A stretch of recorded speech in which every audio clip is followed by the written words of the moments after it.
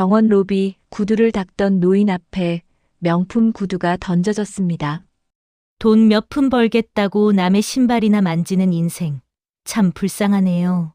며느리 윤하경의 날카로운 조롱에 주변 사람들이 숨을 죽였습니다.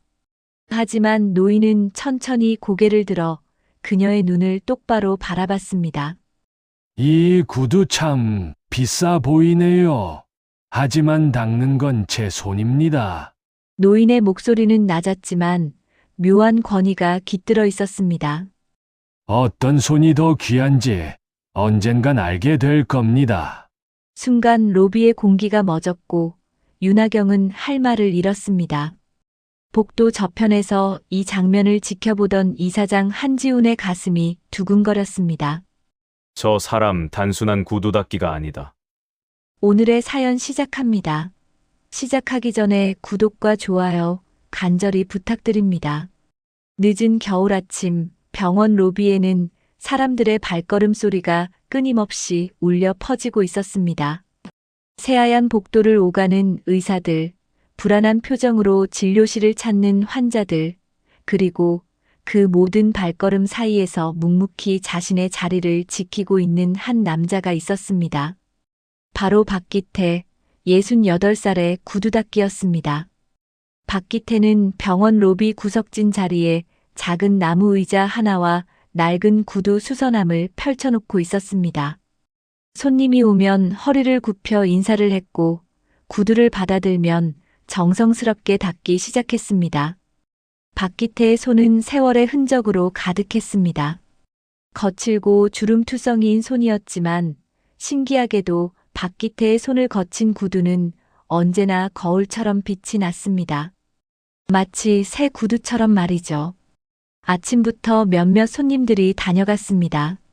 대부분은 무심한 얼굴로 돈을 건네고 떠났지만 가끔은 고맙다는 인사를 건네는 사람도 있었습니다. 박기태는 그런 작은 인사에도 깊이 고개를 숙이며 감사하다고 말했습니다.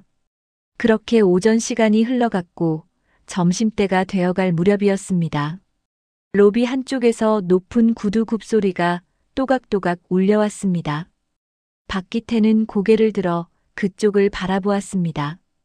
병원 이사장의 며느리인 윤하경이었습니다. 35살의 윤하경은 언제나 화려한 옷차림에 명품 가방을 들고 다녔습니다. 얼굴에는 오만함이 가득했고 말투에는 사람을 깔보는 기색이 역력했습니다. 윤하경은 박기태 앞에 멈춰 섰습니다. 그리고는 신고 있던 구두를 벗어 던지듯 내려놓았습니다. 박기태는 조용히 구두를 집어들었습니다. 검은색 가죽 구두였는데 먼지가 약간 묻어 있었습니다. 박기태는 천천히 솔질을 시작했습니다. 윤하경은 팔짱을 낀 채 서서 박기태를 내려다보고 있었습니다. 그 시선에는 동정도 존중도 없었습니다. 그저 하찮은 사람을 보는 눈빛이었습니다. 박기태는 그 시선을 느끼면서도 묵묵히 손을 움직였습니다. 솔로 먼지를 털어내고 크림을 발라 광택을 냈습니다. 잠시 후 박기태는 구두를 윤하경에게 내밀었습니다. 구두는 처음보다 훨씬 깨끗해져 있었습니다. 하지만 윤하경은 구두를 받아들고는 이내 인상을 찌푸렸습니다. 이봐요, 여기 얼룩 남았잖아요. 윤하경은 구두를 다시 박기태에게 던지듯 내밀었습니다. 박기태는 조심스럽게 구두를 다시 받아 살펴보았습니다. 얼룩이라고 할 만한 것은 보이지 않았지만 박기태는 다시 한번 천으로 닦아냈습니다. 죄송합니다. 다시 닦아드리겠습니다. 박기태의 목소리는 낮고 차분했습니다. 윤하경은 코웃음을 쳤습니다. 돈 몇 푼 벌겠다고 남의 신발이나 만지는 인생, 참 불쌍하네요. 나이 들어서도 이런 일이나 하고 계시니 얼마나 인생을 허투루 사셨으면 그러겠어요. 윤하경의 말은 날카로웠습니다. 주변에 있던 사람들이 잠시 이쪽을 쳐다보았지만 곧 시선을 돌렸습니다. 아무도 나서지 않았습니다. 박기태는 고개를 숙인 채 아무 말도 하지 않았습니다. 다만 손을 움직이며 구두를 정성스럽게 닦을 뿐이었습니다. 윤하경은 다시 구두를 받아 신고는 돈을 박기태 앞에 던지듯 놓았습니다. 그리고는 뒤도 돌아보지 않고 걸어갔습니다. 또각또각 구두 소리가 점점 멀어졌습니다. 박기태는 천천히 돈을 집어 주머니에 넣었습니다. 얼굴에는 아무런 표정도 없었습니다. 하지만 박기태의 눈빛 어딘가에는 묘한 단단함이 숨어 있었습니다. 오랜 세월 동안 쌓여온 무언가, 쉽게 꺾이지 않는 무언가가 그 안에 있었습니다. 박기태는 조용히 도구를 정리하며 속으로 중얼거렸습니다. 언젠가 저들이 내 이름을 부를 날이 오겠지. 오후가 되자 병원은 더 바빠졌습니다. 박기태는 몇 명의 손님을 더 받았습니다. 어떤 사람은 친절했고 어떤 사람은 무심했습니다. 박기태는 모든 사람을 똑같이 대했습니다. 정성을 다해 구두를 닦고 공손하게 인사를 했습니다. 해가 기울어갈 무렵 박기태는 자리를 정리했습니다. 낡은 수선함을 접어들고 작은 나무 의자를 옆구리에 끼웠습니다. 그리고는 천천히 병원을 나섰습니다. 차가운 겨울바람이 얼굴을 스쳤습니다. 박기태는 좁은 골목길을 걸어 허름한 원룸으로 돌아갔습니다. 방은 작고 낡았지만 깨끗하게 정돈되어 있었습니다. 박기태는 옷을 벗고 간단히 저녁을 먹었습니다. 그리고는 책상 서랍을 열었습니다. 서랍 깊숙한 곳에서 낡은 명함 한 장이 나왔습니다. 명함에는 이렇게 적혀 있었습니다. 한성 메디칼 초대 기술이사 박기태. 박기태는 명함을 손에 쥐고 한참을 바라보았습니다. 명함은 낡고 구겨져 있었지만 글씨는 여전히 선명했습니다. 박기태의 손이 미세하게 떨렸습니다. 창밖으로 어둠이 내려앉고 있었습니다. 박기태는 명함을 다시 서랍에 넣고 창문을 바라보았습니다. 먼 곳에 불빛들이 반짝이고 있었습니다. 박기태는 조용히 중얼거렸습니다. 아직 끝나지 않았어. 아직은. 밤은 깊어갔지만 박기태는 잠들 수 없었습니다. 침대에 누워 천장을 바라보던 박기태는 결국 일어나 앉았습니다. 서랍에서 다시 꺼낸 명함을 손에 쥐고 박기태는 눈을 감았습니다. 그러자 30년 전의 기억이 물밀듯 밀려왔습니다. 30년 전 박기태는 38살이었습니다. 젊고 패기 넘치던 시절이었죠. 박기태는 의료기기 개발자였습니다. 특히 정형외과용 특수 장비와 의료진용 신발 개발에 탁월한 재능을 가지고 있었습니다. 박기태의 기술력은 업계에서 손꼽힐 정도였습니다. 그때 박기태를 찾아온 사람이 있었습니다. 바로 한도영이었습니다. 한도영은 박기태보다 2살 위였고 사업 수완이 뛰어난 사람이었습니다. 한도영은 박기태에게 제안했습니다. 기태 씨, 우리 함께 회사를 만들어 봅시다. 당신의 기술과 내 사업 감각을 합치면 반드시 성공할 겁니다. 박기태는 한도영의 제안을 받아들였습니다. 두 사람은 밤낮 없이 일했습니다. 박기태는 기술 개발에 몰두했고 한도영은 투자자를 찾아다녔습니다. 그렇게 한성 메디칼이 탄생했습니다. 박기태는 초대 기술이사가 되었고 한도영은 대표이사가 되었습니다. 회사는 빠르게 성장했습니다. 박기태가 개발한 정형외과용 장비는 국내 병원들로부터 큰 호응을 얻었습니다. 특히 의료진용 특수구두는 장시간 서 있어야 하는 의사들에게 인기가 높았습니다. 불과 5년 만에 한성 메디칼은 업계 상위권으로 올라섰습니다. 하지만 성공의 그림자 속에서 한도영은 변하기 시작했습니다. 한도영은 점점 더 많은 권력을 원했습니다. 회사의 모든 결정을 혼자 내리려 했고 박기태의 의견은 점점 무시되었습니다. 박기태는 불안을 느꼈지만 한도영을 믿고 싶었습니다. 그러던 어느 날이었습니다. 박기태는 우연히 한도영의 사무실에서 이상한 서류를 발견했습니다. 그것은 박기태의 특허권을 한도영 개인 명의로 이전하는 문서였습니다. 박기태는 충격을 받았습니다. 도영 씨, 이게 대체 무슨 겁니까? 박기태는 서류를 들고 한도영을 찾아갔습니다. 한도영은 차갑게 웃었습니다. 기태 씨, 사업은 원래 이런 겁니다. 당신은 기술이나 개발하세요. 사업은 내가 알아서 할 테니까요. 하지만 이건 제 특허입니다. 제가 몇 년을 매달려 만든 기술이에요. 박기태는 목소리를 높였습니다. 하지만 한도영은 냉정했습니다. 특허가 당신 거라는 증거가 있습니까? 회사 명의로 등록된 기술은 회사 것입니다.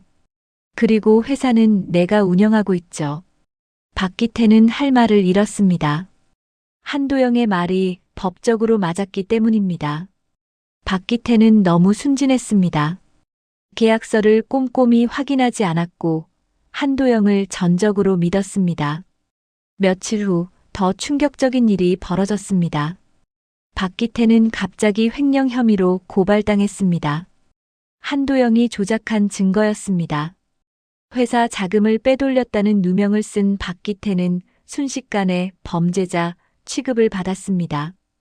기태 씨, 당신이 조용히 사라져준다면 고소를 취하하겠습니다. 하지만 계속 버티면 감옥에 가게 될 겁니다. 한도영은 박기태에게 선택을 강요했습니다. 박기태는 무너졌습니다.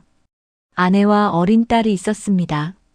감옥에 가면 가족이 망가질 것이었습니다. 박기태는 결국 모든 것을 포기했습니다. 알겠습니다. 떠나겠습니다. 박기태는 회사를 떠났습니다. 그리고 이름을 버렸습니다. 박기태라는 이름으로는 더 이상 살 수 없었습니다. 업계에서 박기태는 횡령범으로 낙인 찍혔고 어떤 회사도 박기태를 받아주지 않았습니다. 박기태는 아내와 딸을 떠나보내야 했습니다. 차라리 죽은 사람이 되는 편이 가족을 위해 나을 것 같았습니다. 박기태는 모든 연락을 끊고 병원 청소부로 숨어들었습니다. 아무도 박기태를 알아보지 못했습니다. 박기태는 그렇게 30년을 살아왔습니다. 박기태는 눈을 떴습니다. 명함을 꽉 쥔 손에 힘이 들어갔습니다. 명함이 구겨졌지만 박기태는 신경 쓰지 않았습니다. 도영아, 너는 내 기술로 부자가 되었지. 하지만 나는 여기 이렇게 살아있다. 박기태의 목소리는 떨렸습니다. 분노보다는 슬픔이 더 컸습니다. 30년이라는 시간이 너무 길었습니다. 박기태는 때때로 생각했습니다. 이대로 죽는 것도 나쁘지 않을 거라고.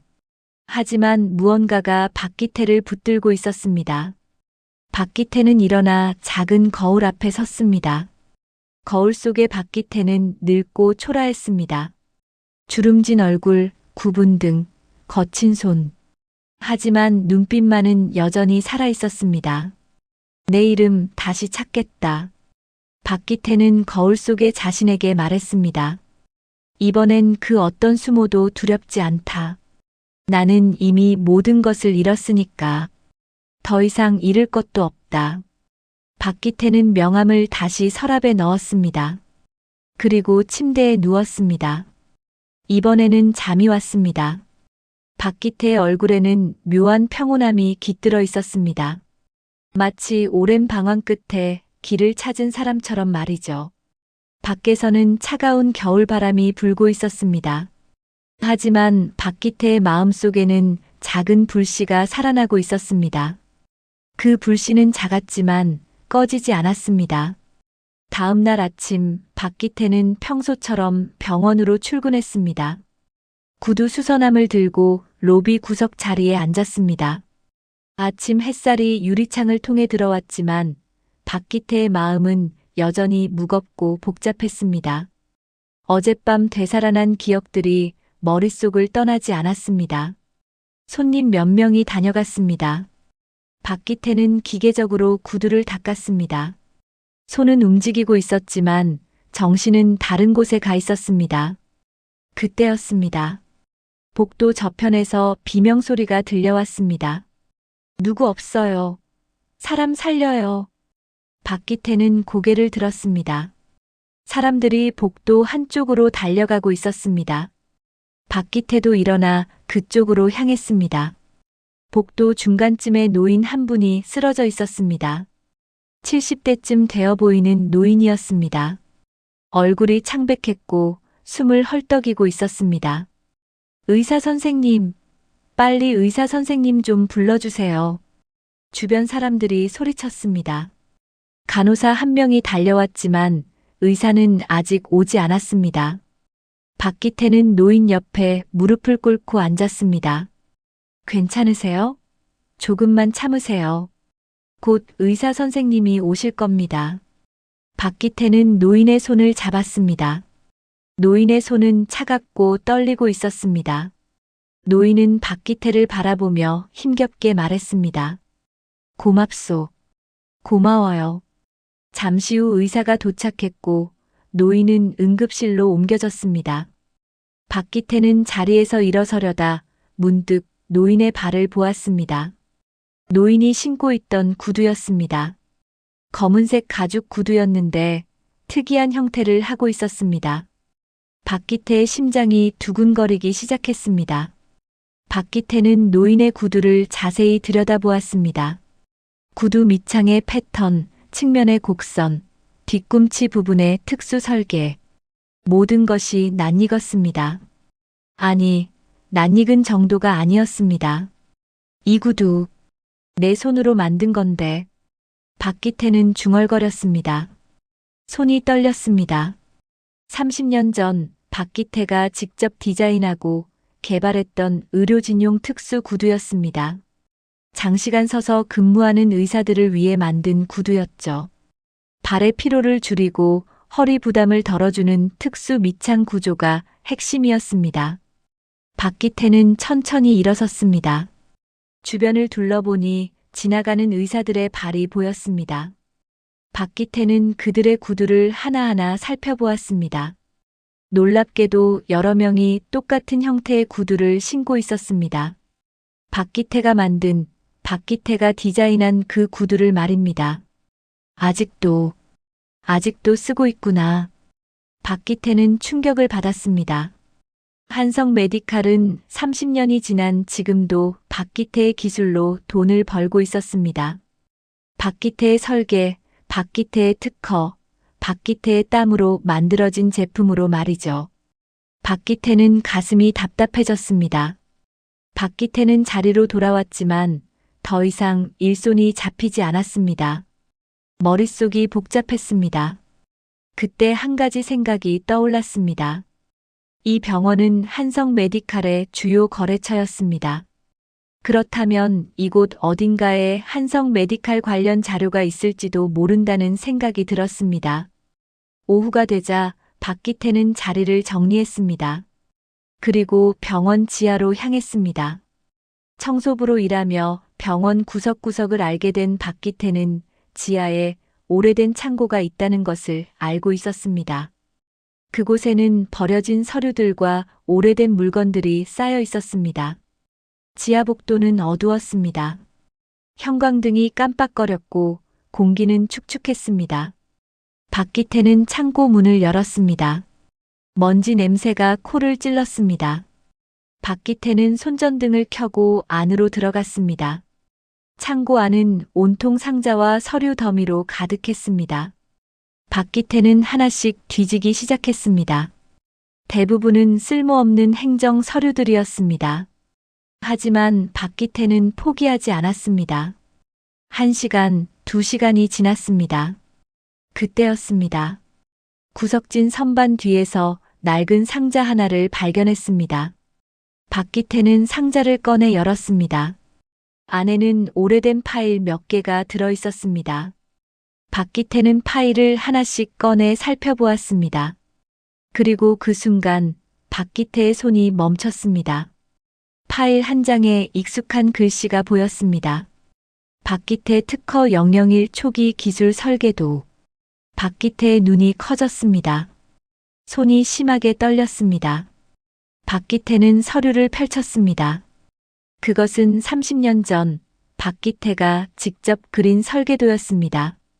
의료진용 특수 구두의 밑창 구조, 발의 압력 분산 원리, 소재 선택 기준. 모든 것이 박기태의 필체로 적혀 있었습니다. 더 놀라운 것은 서류 상단에 찍힌 도장이었습니다. 특허 출원인 박기태의 이름이 또렷하게 적혀 있었습니다. 한도영이 나중에 명의를 바꿨지만 초기 서류에는 여전히 박기태의 이름이 남아 있었던 것입니다. 그래, 아직 내 것이 남아 있구나. 박기태는 서류를 꽉 쥐었습니다. 눈물이 흘러내렸습니다. 30년 만에 찾은 자신의 흔적이었습니다.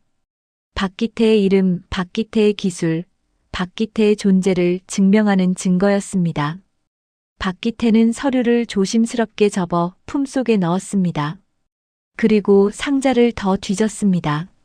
몇 장의 서류가 더 나왔습니다. 모두 박기태의 이름이 적힌 초기 문서들이었습니다. 박기태는 창고를 나왔습니다. 복도를 걸으며 박기태는 생각했습니다. 이 서류들이 무기가 될 수 있을까? 30년이 지난 지금 이것으로 무엇을 할 수 있을까? 박기태는 확신할 수 없었습니다. 하지만 한 가지는 분명했습니다. 박기태는 더 이상 아무것도 없는 사람이 아니었습니다. 증거가 있었습니다. 진실이 있었습니다. 며칠이 지났습니다. 박기태는 찾아낸 서류들을 원룸 서랍 깊숙이 숨겨두었습니다. 마음속에는 희망과 두려움이 교차했습니다. 하지만 박기태는 여전히 매일 아침 병원으로 나갔습니다. 구두를 닦고 사람들의 발걸음 소리를 들으며 하루를 보냈습니다. 그날도 평범한 오전이었습니다. 손님 몇 명이 다녀갔고 박기태는 묵묵히 일했습니다. 점심시간이 다가올 무렵이었습니다. 로비 입구에서 익숙한 구두 소리가 들렸습니다.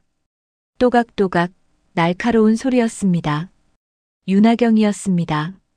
이번에는 혼자가 아니었습니다. 친구로 보이는 여자 2명과 함께였습니다. 세 사람은 화려한 옷차림에 명품 가방을 들고 있었습니다. 윤하경은 친구들과 이야기를 나누며 걸어오고 있었습니다. 저기 봐, 저 구두 닦기 할아버지. 매번 여기 앉아 있더라고. 참 딱하지 않아? 윤하경의 목소리가 들렸습니다. 친구들이 킥킥거리며 웃었습니다. 박기태는 고개를 들지 않았습니다. 그저 손에 쥔 솔로 구두를 닦을 뿐이었습니다. 윤하경 일행은 박기태 앞에 멈춰 섰습니다. 윤하경은 일부러 큰 소리로 말했습니다. 우리 시아버지 병원인데 왜 이런 사람들을 들여놓는지 모르겠어. 병원 품격이 떨어지잖아. 친구 한 명이 거들었습니다. 그러게 말이야. 요즘 시대에 구두를 누가 닦아? 진짜 시대착오적이네. 윤하경은 박기태 앞에 구두를 내밀었습니다. 아니, 내밀었다기보다는 던지듯 내려놓았습니다.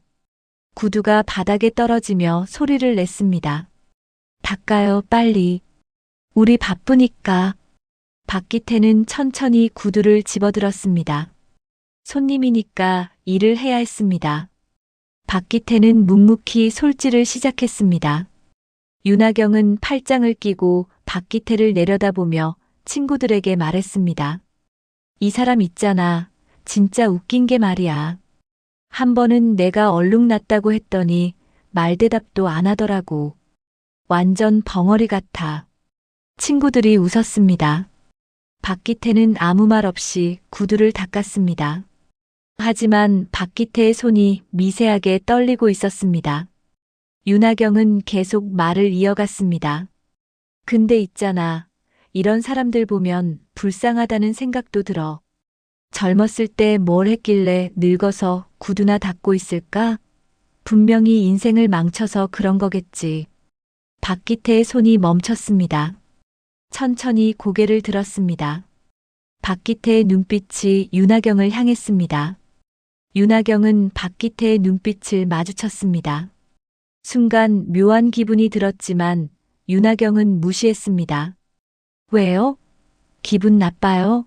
사실을 말했을 뿐인데. 윤하경의 목소리는 더 날카로워졌습니다. 주변 사람들이 이쪽을 쳐다보기 시작했습니다. 대기실에 앉아있던 환자들, 지나가던 간호사들, 모두가 박기태와 윤하경을 보고 있었습니다. 윤하경은 더욱 목소리를 높였습니다. 이 구두 닦는 노인이 뭘 안다고. 여긴 당신 같은 사람이 있을 곳이 아니에요. 우리 같은 사람들이 다니는 병원에 왜 이런 지저분한 일을 하는 사람이 있는 거예요. 로비가 조용해졌습니다. 모두가 숨을 죽이고 지켜보고 있었습니다. 윤하경의 친구들조차 당황한 표정이었습니다. 윤하경이 너무 심하게 나간다는 걸 느낀 것이죠. 박기태는 천천히 일어섰습니다. 박기태는 닦아놓은 구두를 윤하경에게 내밀었습니다. 박기태의 손은 떨리지 않았습니다. 목소리는 낮고 차분했습니다. 이 구두 참 비싸 보이네요. 박기태는 잠시 말을 멈췄습니다. 그리고 윤하경의 눈을 똑바로 바라보며 말을 이었습니다. 하지만 닦는 건 제 손입니다. 어떤 손이 더 귀한지 언젠간 알게 될 겁니다. 박기태의 목소리에는 묘한 무게가 실려 있었습니다. 단순히 구두 닦기 노인의 말이 아니었습니다. 오랜 세월을 견뎌낸 사람, 깊은 상처를 안고 살아온 사람, 하지만 결코 꺾이지 않은 사람의 목소리였습니다. 윤하경은 순간 할 말을 잃었습니다. 박기태의 눈빛이 너무나 또렷했기 때문입니다. 마치 자신을 꿰뚫어 보는 것 같았습니다. 윤하경은 화가 났습니다. 구두 닦기 따위가 감히 자신에게 이런 말투로 대꾸하다니. 뭐라고요? 지금 나한테 가르치려고 드는 거예요? 윤하경은 소리쳤습니다. 하지만 박기태는 더 이상 대답하지 않았습니다. 그저 조용히 자리로 돌아가 앉았습니다. 윤하경은 구두를 낚아채듯 집어들고는 친구들과 함께 자리를 떠났습니다. 그 모든 광경을 지켜보는 사람이 있었습니다. 복도 저편에서 서류를 들고 있던 한지훈이었습니다. 40살의 한지훈은 이 병원의 이사장이었습니다. 윤하경의 남편이기도 했죠. 한지훈은 처음부터 끝까지 그 장면을 목격했습니다. 아내가 구두 닦기 노인을 모욕하는 모습, 그리고 노인이 담담하게 대답하는 모습. 한지훈의 귓가에는 노인의 마지막 말이 맴돌고 있었습니다. 어떤 손이 더 귀한지 언젠간 알게 될 겁니다. 한지훈은 박기태를 자세히 바라보았습니다. 늙고 초라한 외모였지만 무언가 다른 것이 있었습니다. 말투, 눈빛, 자세. 단순한 구두 닦기가 아닌 것 같았습니다. 한지훈은 천천히 박기태에게 다가갔습니다. 박기태는 다시 구두를 닦고 있었습니다. 한지훈은 박기태 앞에 섰습니다. 안녕하세요. 한지훈이 말했습니다. 박기태는 고개를 들었습니다. 두 사람의 시선이 마주쳤습니다. 한지훈은 순간 이상한 느낌을 받았습니다. 이 노인의 얼굴, 어디선가 본 것 같았습니다. 저 사람 어디서 본 것 같은데. 한지훈은 속으로 중얼거렸습니다. 하지만 기억이 나지 않았습니다. 한지훈은 박기태에게 조심스럽게 물었습니다. 혹시 오래전부터 여기서 일하셨습니까? 박기태는 잠시 한지훈을 바라보았습니다. 그리고 천천히 대답했습니다. 오래됐습니다. 아주 오래됐지요. 그날 밤 한지훈은 사무실에 혼자 남아 있었습니다. 책상 위에는 서류들이 산더미처럼 쌓여 있었습니다. 한지훈은 피곤한 얼굴로 커피를 마시며 창밖을 바라보았습니다. 낮에 본 구두 닦기 노인의 얼굴이 자꾸만 떠올랐습니다. 어디서 본 것 같은데. 한지훈은 중얼거렸습니다. 하지만 아무리 생각해도 기억이 나지 않았습니다. 한지훈은 고개를 저으며 다시 서류를 펼쳤습니다. 그때 비서실장이 급하게 문을 두드렸습니다. 이사장님, 큰일 났습니다. 비서실장의 얼굴은 창백했습니다. 한지훈은 자리에서 일어났습니다. 무슨 일입니까? 병원 내부 고발이 들어왔습니다. 의료기기 납품 과정에서 부정이 있었다는 제보입니다. 보건복지부에서 내일 당장 감사를 나온다고 합니다. 한지우는 충격을 받았습니다. 병원 내부 고발은 치명적이었습니다. 자칫하면 병원 운영 자체가 위험해질 수 있었습니다. 어느 부서입니까? 의료기기 구매팀입니다. 특히 한성 메디칼과의 거래 내역이 문제가 된다고 합니다. 한성 메디칼. 한지훈의 표정이 굳어졌습니다. 한성 메디칼은 한지훈의 아버지 한도영이 운영하는 회사였습니다. 한지훈은 아버지가 병원과 회사 사이의 거래에서 뭔가 부정을 저질렀을지도 모른다는 생각에 식은땀이 흘렀습니다. 관련 서류를 전부 가져오세요. 지금 당장요. 한지훈의 목소리는 단호했습니다. 비서실장이 나가고 한지훈은 책상에 주저앉았습니다. 머리가 복잡했습니다. 아버지 한도영과 한지훈의 관계는 좋지 않았습니다. 한도영은 권위적이고 냉정한 사람이었습니다. 한지훈은 아버지에게서 따뜻함을 느껴본 적이 없었습니다. 1시간 후 비서실장이 상자 하나를 들고 왔습니다. 상자 안에는 한성 메디칼과의 거래 관련 서류들이 가득했습니다. 한지훈은 서류를 하나씩 펼쳐보기 시작했습니다. 계약서, 납품 내역서, 청구서. 숫자들이 눈앞을 스쳐갔습니다. 한지훈은 꼼꼼히 확인했습니다. 그러다 이상한 점을 발견했습니다. 납품 가격이 시중 가격보다 터무니없이 높았습니다. 거의 2배에 가까웠습니다. 이게 대체... 한지훈은 당황했습니다. 이건 명백한 부정이었습니다. 한도영이 자신의 회사를 통해 병원에 비싼 값으로 물건을 팔아 부당이득을 챙긴 것이었습니다. 한지훈은 분노가 치밀었습니다. 아버지가 병원을 사적인 이익을 위해 이용했다는 사실에 배신감을 느꼈습니다. 한지훈은 계속 서류를 뒤졌습니다. 상자 밑바닥에 봉인된 오래된 파일이 있었습니다. 파일 겉면에는 빨간 글씨로 기밀이라고 적혀 있었습니다.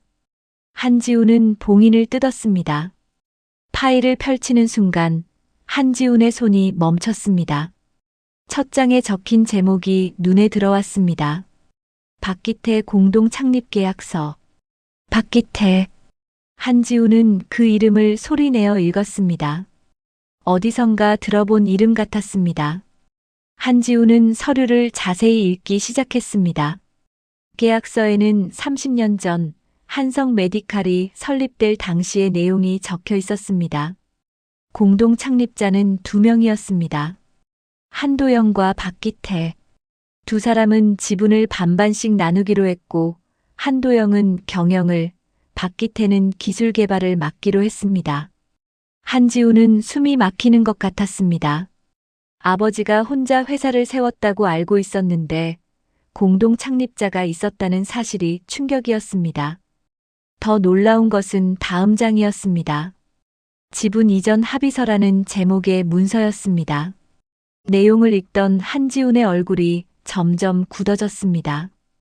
박기태가 모든 지분을 한도영에게 넘긴다는 내용이었습니다. 하지만 서명란을 보니 박기태의 서명이 없었습니다. 대신 한도영의 서명만 있었습니다. 이건 위조된 거야. 한지훈은 중얼거렸습니다. 손이 떨렸습니다. 다음 장에는 더 충격적인 내용이 있었습니다. 박기태에 대한 횡령 고소장이었습니다. 한도영이 박기태를 횡령 혐의로 고소한 것이었습니다. 하지만 고소장 뒷면에 작은 글씨로 메모가 적혀 있었습니다. 증거 조작 완료. 박기태 몰아내기 성공. 한도영의 필체였습니다. 한지훈은 충격에 휩싸였습니다. 아버지가 동업자를 배신하고 횡령 혐의를 조작해서 몰아낸 것이었습니다. 한지훈은 파일을 더 뒤졌습니다. 박기태가 개발한 기술 특허 문서들이 나왔습니다. 의료진용 특수 구두, 정형외과용 장비, 병원 침대 설계도.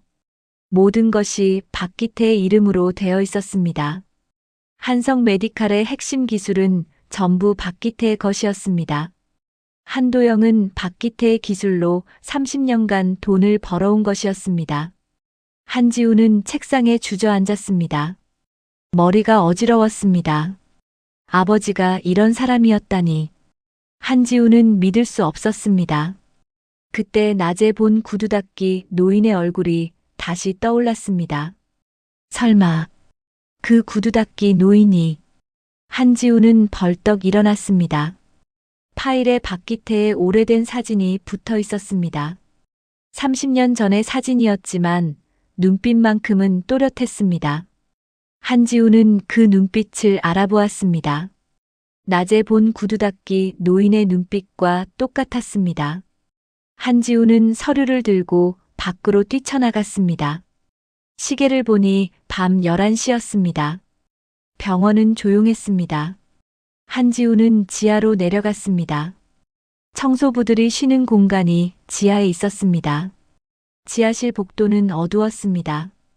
형광등이 희미하게 깜빡이고 있었습니다. 한지우는 청소부 휴게실 문을 열었습니다. 좁은 방 안에 박기태가 앉아 있었습니다. 박기태는 낡은 신문을 읽고 있었습니다. 한지훈이 들어서자 박기태는 고개를 들었습니다. 두 사람의 시선이 마주쳤습니다. 한지훈은 떨리는 목소리로 물었습니다. 혹시 박기태 선생님이십니까? 방 안에 침묵이 흘렀습니다.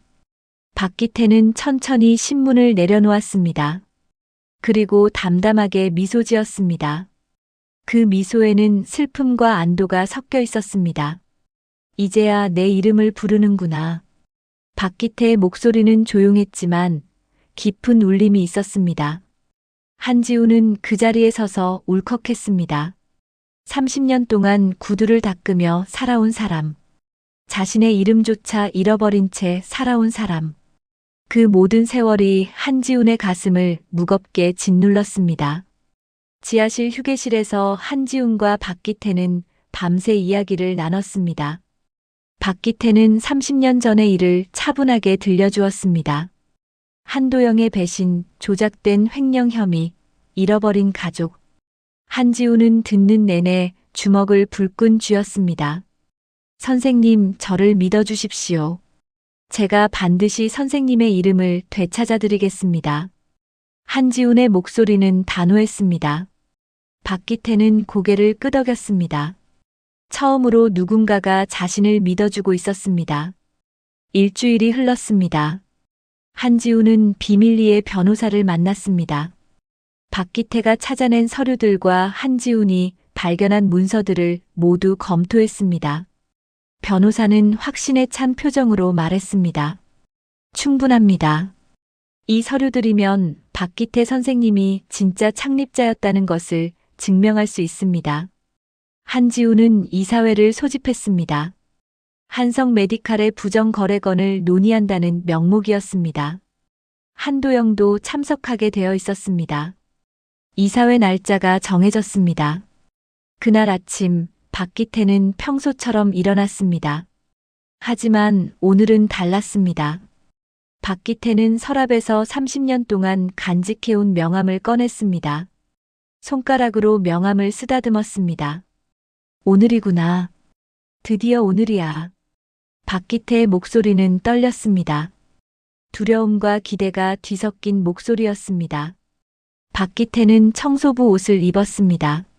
한지훈이 정장을 준비해주겠다고 했지만 박기태는 거절했습니다.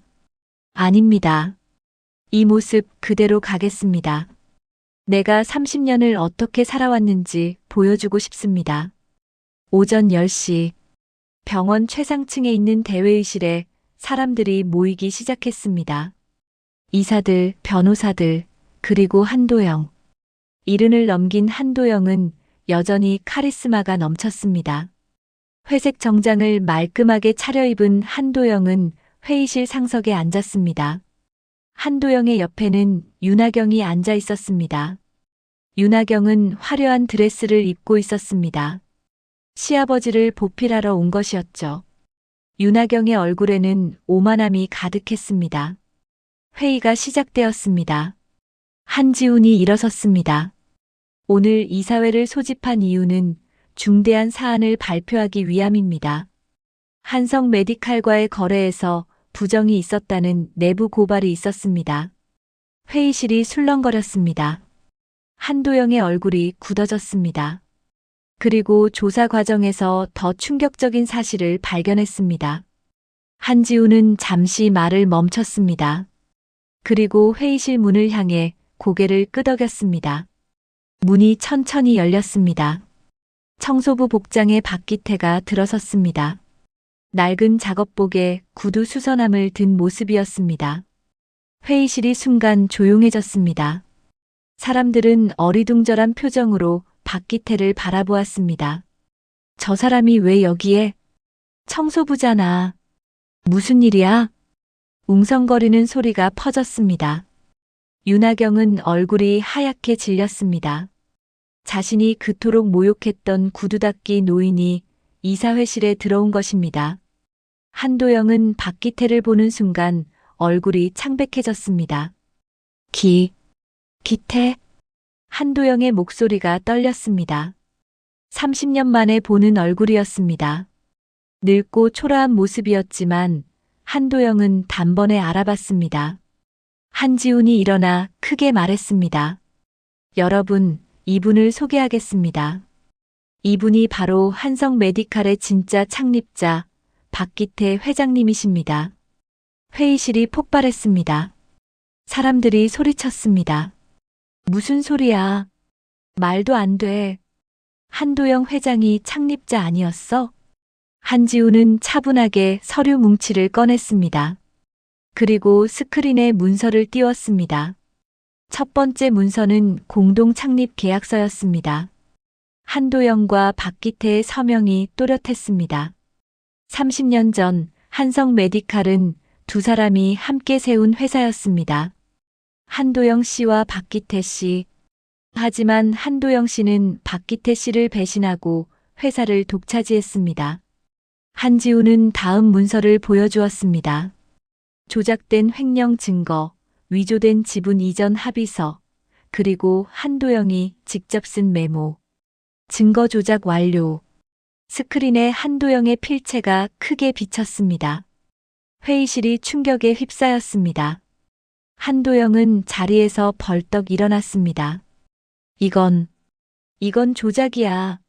누명이라고. 하지만 아무도 한도영의 말을 믿지 않았습니다. 증거가 너무나 명확했기 때문입니다. 한지훈은 계속해서 서류를 공개했습니다. 박기태의 특허 문서들, 기술 설계도, 개발 일지, 모든 것이 박기태의 것이었습니다. 한성 메디칼의 모든 핵심 기술은 박기태 선생님이 만든 것입니다.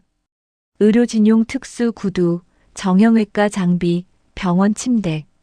지금도 회사가 벌고 있는 돈은 전부 박기태 선생님의 기술에서 나오는 겁니다. 이사들이 웅성거렸습니다. 한도영은 주저앉았습니다.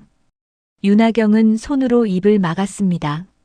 자신이 그렇게 무시했던 사람이 진짜 회장이었다는 사실에 충격을 받았습니다. 박기태는 천천히 회의실 중앙으로 걸어갔습니다. 모든 사람의 시선이 박기태에게 쏠렸습니다. 박기태는 한도영을 바라보았습니다. 30년 만에 마주한 두 사람. 한도영의 눈에는 두려움이, 박기태의 눈에는 슬픔이 가득했습니다. 박기태의 눈가에 눈물이 고였습니다. 떨리는 목소리로 박기태가 말했습니다. 이제야 내 이름이 돌아왔구나. 눈물이 볼을 타고 흘러내렸습니다. 30년 동안 참아왔던 눈물이었습니다. 박기태는 주머니에서 낡은 명함을 꺼냈습니다. 한성 메디칼 초대 기술이사 박기태는 명함을 꽉 쥐었습니다. 회의실은 조용했습니다. 누구도 말하지 않았습니다. 다만 박기태의 조용한 흐느낌만이 회의실에 울려 퍼졌습니다. 30년의 고통, 30년의 기다림, 그 모든 것이 눈물 속에 녹아 있었습니다. 회의실의 침묵이 깨졌습니다. 한도영이 떨리는 목소리로 말했습니다. 기태야, 기태야. 한도영은 자리에서 일어나려 했지만 다리에 힘이 풀렸습니다. 주저앉으며 책상을 붙잡았습니다. 이른이 넘은 노인의 얼굴은 순식간에 늙어 보였습니다. 한도영의 눈에도 눈물이 고였습니다. 기태야, 그땐 그럴 수밖에 없었어. 회사가 위기였어. 투자자들이 떠나려 했고 자금이 바닥났어. 내가 기술만 고집하니까 난 회사를 살려야 했어. 한도영의 변명이 이어졌습니다. 하지만 그 변명은 공허했습니다. 박기태는 한도영을 조용히 바라보았습니다. 30년 전 함께 꿈을 꾸던 동업자, 이제는 늙고 초라하게 변명하는 노인. 박기태의 가슴이 무너져 내렸습니다. 박기태는 천천히 고개를 저었습니다.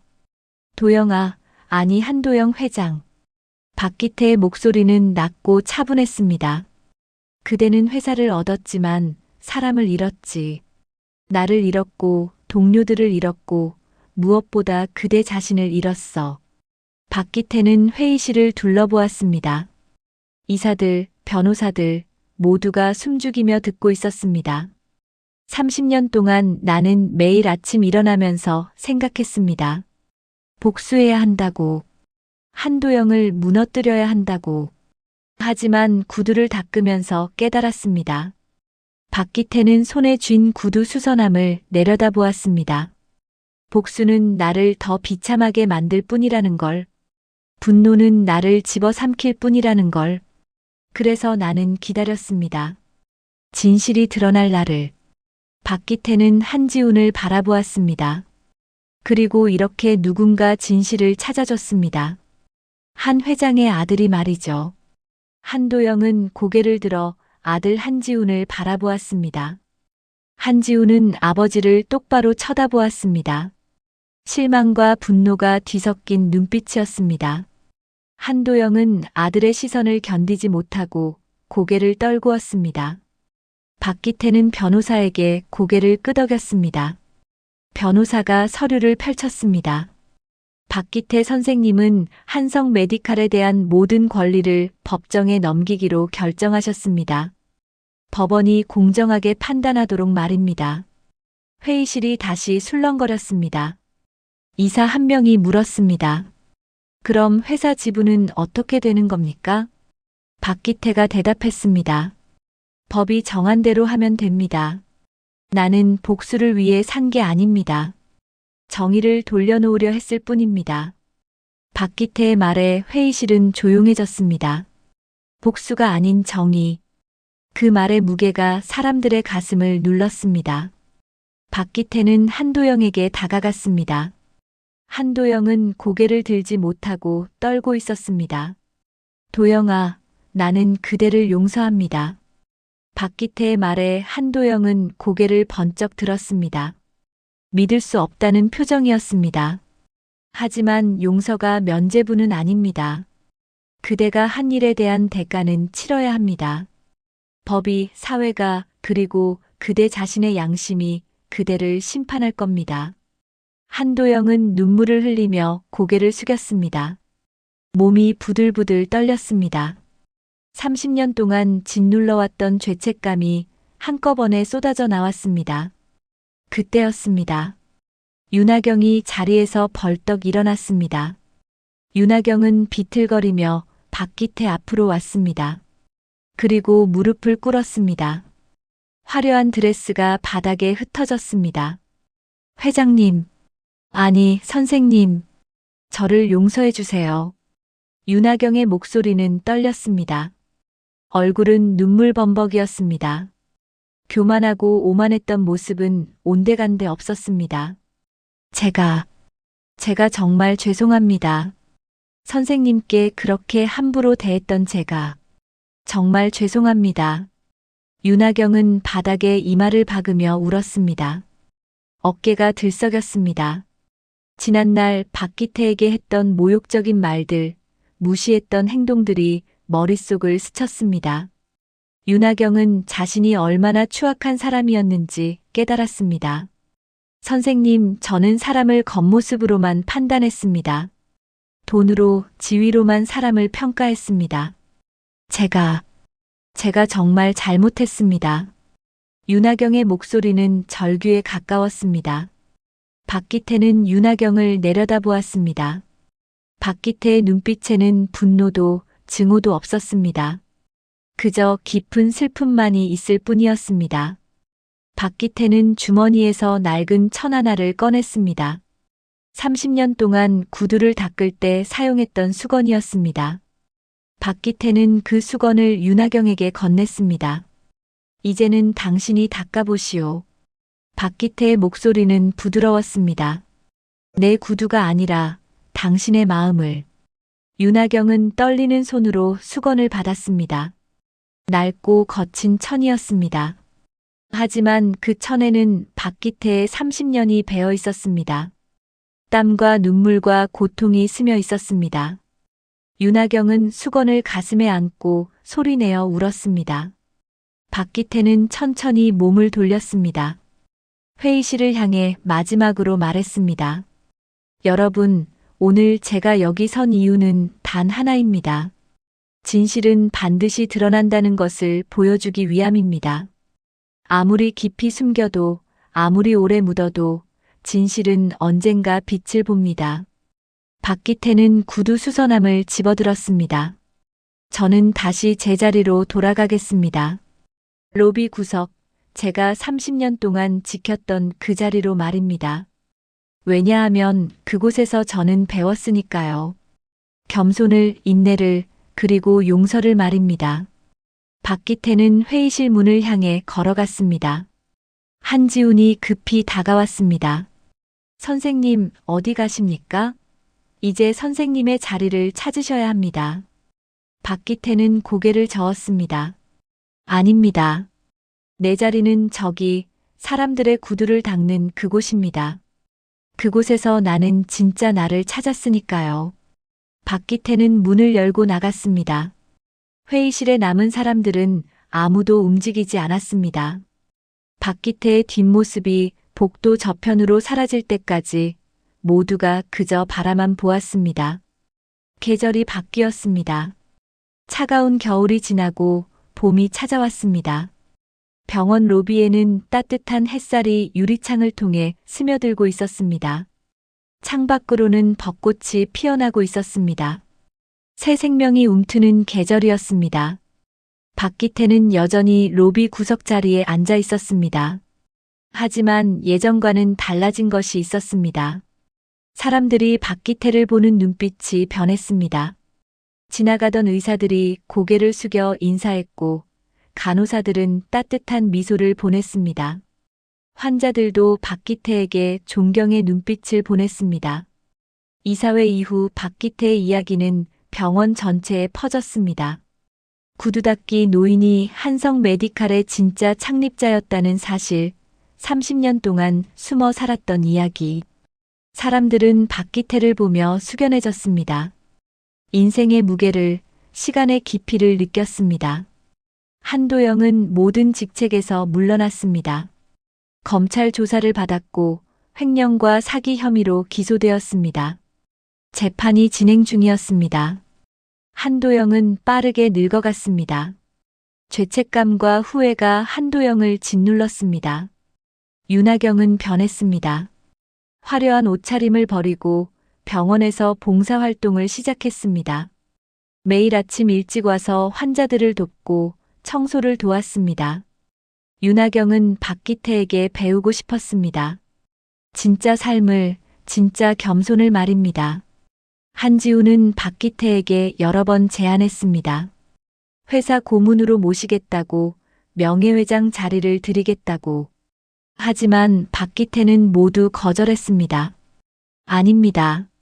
저는 여기가 좋습니다. 이 자리에서 저는 평화를 찾았습니다. 박기태의 대답은 언제나 똑같았습니다. 한지훈은 더 이상 강요하지 않았습니다. 대신 자주 찾아와 박기태와 이야기를 나눴습니다.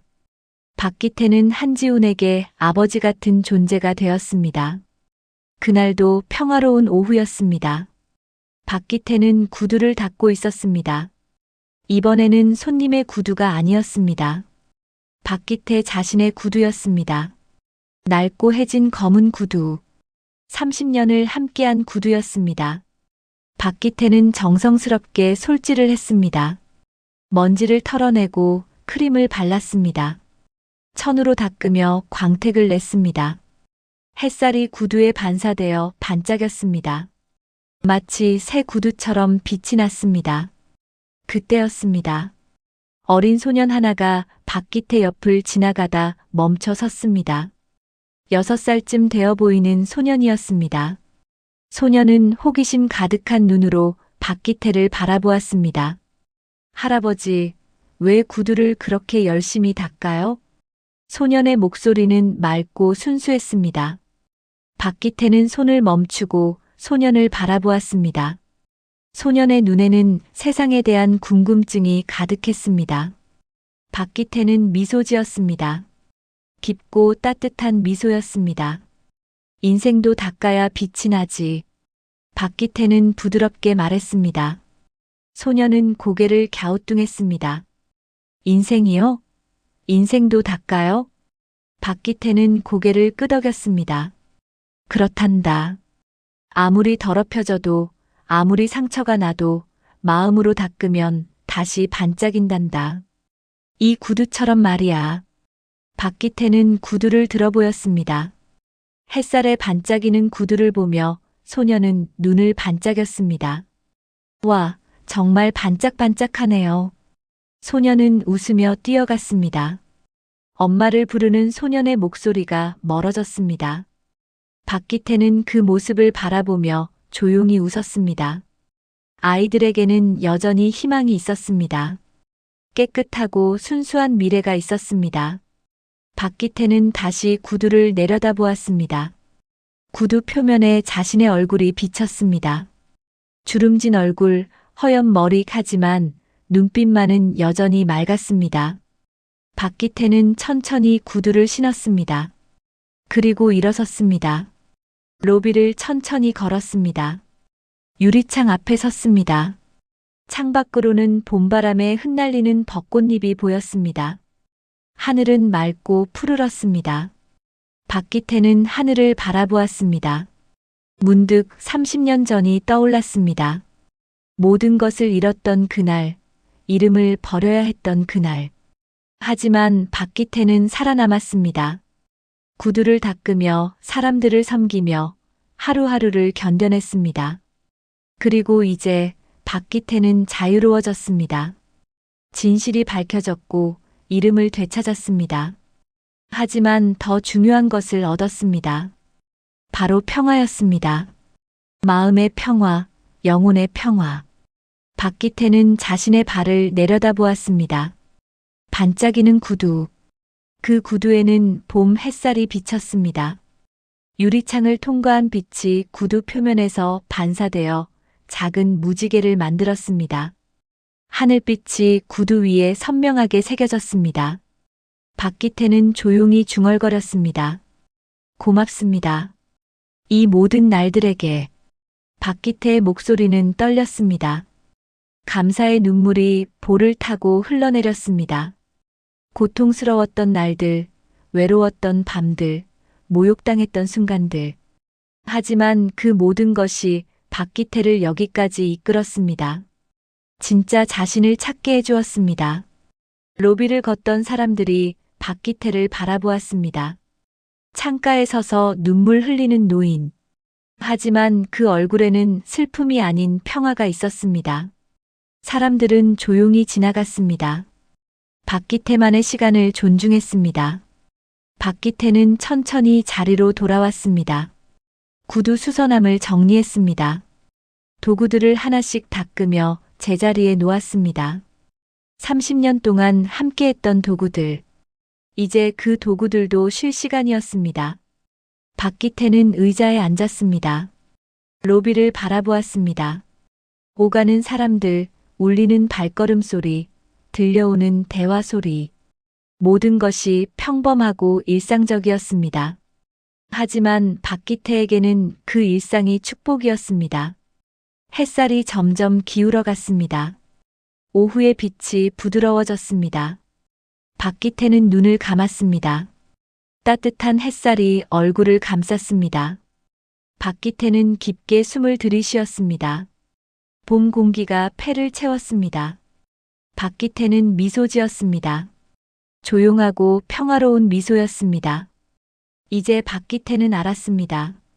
인생은 결과가 아니라 과정이라는 것을, 높은 자리에 오르는 것이 아니라 낮은 곳에서 빛나는 것이 진짜 성공이라는 것을. 저 멀리서 한지훈이 걸어오고 있었습니다. 손에는 따뜻한 차 한 잔을 들고 있었습니다. 한지훈은 박기태 옆에 앉았습니다. 두 사람은 말없이 차를 마셨습니다. 편안한 침묵이 흘렀습니다. 선생님, 행복하십니까? 한지훈이 조심스럽게 물었습니다. 박기태는 고개를 끄덕였습니다. 그렇단다. 지금 이 순간이 내 인생에서 가장 행복한 순간이야. 박기태의 구두가 햇살에 반짝였습니다. 하늘빛이 그 위에 고스란히 담겨 있었습니다. 마치 구두가 하늘을 품은 것 같았습니다. 박기태의 삶도 그랬습니다. 땅에 발 딛고 있지만 하늘을 향해 있었습니다. 오늘의 사연은 여기까지입니다. 지금까지 사연 달래기였습니다.